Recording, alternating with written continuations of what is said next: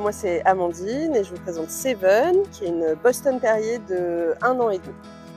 Au départ, en fait, les premiers jours ont été un peu compliqués. Je m'étais beaucoup préparée de mon côté, mais c'est vrai que c'est difficile de vraiment prévoir comment ça va se passer. Elle est née et elle a grandi les premiers mois à la campagne, mais vraiment à la campagne. Et du coup, tous les bruits de la ville, c'était vraiment très stressant pour elle. Mais en même temps, tout de suite, à la maison, elle s'est appropriée son espace. Elle est toujours un peu peureuse, mais au début, c'était vraiment la galère, quoi. Alors ici on est sur la petite ceinture du 15e, donc c'est un endroit qui est clôturé, donc on est au-dessus de la route, on est au calme, on a un petit peu de verdure, voilà, donc c'est un endroit où on aime bien venir parce que c'est pas très loin de la maison et c'est vraiment un espace protégé, agréable où Seven peut profiter de la nature, des odeurs et rencontrer plein de copains. Alors, pour décrire un peu Seven, elle est très intelligente et c'est la qualité de son défaut. Du coup, ça veut dire qu'elle adore apprendre, elle est très à l'écoute, mais quand elle veut, elle propose des choses d'elle-même. Il y a plein de petits ordres que j'avais pas du tout prévu de lui apprendre, par exemple le rouler sur le dos. Elle a l'air toute mignonne et fragile parce que c'est un tout petit bout, mais en vrai, elle est féroce à l'intérieur. Parce que voilà, quand elle a décidé qu'elle ne voulait pas avec un autre chien, elle sait très bien se faire comprendre et se défendre s'il y a besoin, même face au gros chien. Mais là, tu vois la vraie Seven, tu vois. Pas que la petite chose mignonne qui fait des photos et tout. Alors, comme a priori sur la race, déjà, c'est une race qui est très peu connue parce que les 3/4 du temps, on dit « Oh, le joli bulldog !» Tout le monde considère que c'est un chien tranquille, un chien d'appartement, alors qu'elle est ultra énergique. Elle a vraiment besoin de se dépenser. Nous, on fait 1 à 2 heures de sortie par jour parce que vraiment, c'est un besoin. Quand moi, je peux pas vraiment la sortir, en fait, je sens qu'il y a une frustration et qu'elle vraiment, elle intériorise le fait qu'elle manque d'exercice.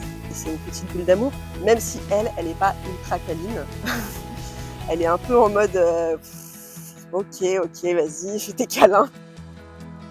Alors du coup, ce que Seven, elle a changé dans ma vie, je suis plus ouverte parce que ça, j'avais pas du tout anticipé que en fait, avoir un chien, ça sociabilisait, que les gens viennent vous voir, viennent vous parler, vous poser des questions sur le chien et que du coup, ça crée des liens aussi parce qu'on croise souvent les mêmes personnes, donc on en vient à créer des relations avec les gens et ça, vraiment, je l'avais absolument pas anticipé, je l'imaginais pas du tout parce que pour moi, c'était à la base une expérience personnelle d'avoir un chien.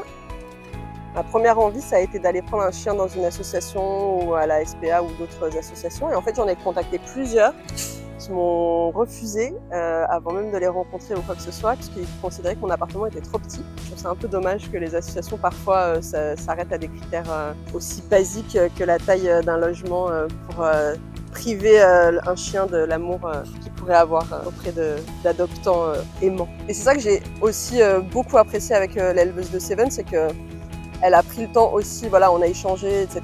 Et elle a pris le temps de me dire, moi, la taille du logement, ça m'importe peu parce qu'au contraire, il y a des gens qui ont un jardin et en fait, ils considèrent que ouvrir la porte pour que le chien il aille dans le jardin, c'est la sortie du chien.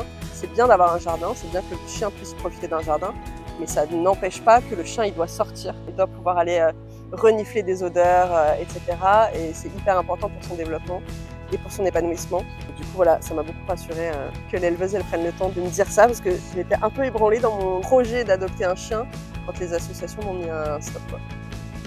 Elle a changé ma vie parce que ce qu'elle m'apporte, tout ce qu'on partage, c'est hyper important pour moi de partager le maximum de choses avec elle. On part en vacances ensemble. Elle fait vraiment partie de ma vie et de mon quotidien. Et même si elle n'est pas hyper câline, je sais qu'elle ressent ça et qu'elle me le rend puissance 1000, quoi. Elle a comblé quelque chose dans ma vie.